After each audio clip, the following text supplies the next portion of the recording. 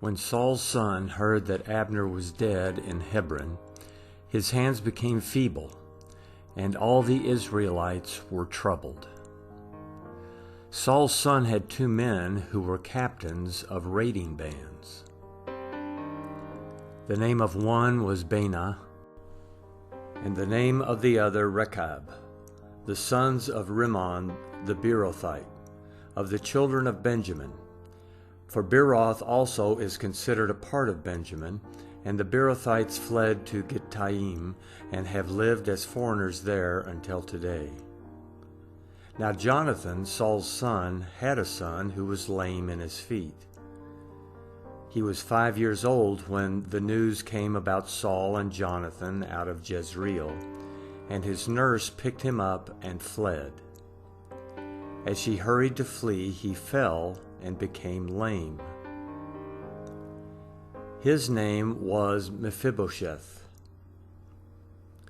The sons of Rimmon the Beerothite, Rechab and Baanah, went and came at about the heat of the day to the house of Ishbosheth, as he took his rest at noon. They came there into the middle of the house, as though they would have fetched wheat, and they struck him in the body, and Rechab and Baanah his brother escaped.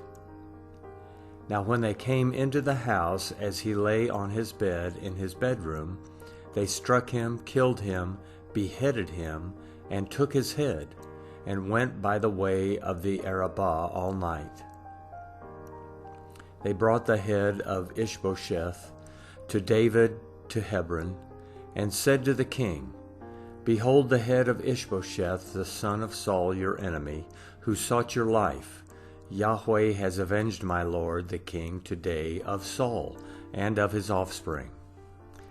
David answered Rechab and Baanah his brother, the sons of Rimmon the Beerothite, and said to them, As Yahweh lives, who has redeemed my soul out of all adversity, when someone told me, Behold, Saul is dead, thinking that he brought good news, I seized him and killed him in Ziklag, which was the reward I gave him for his news.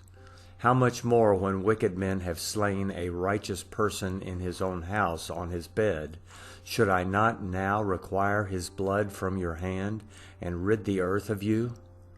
David commanded his young men, and they killed them, cut off their hands and their feet, and hanged them beside the pool in Hebron. But they took the head of Ishbosheth and buried it in Abner's grave in Hebron.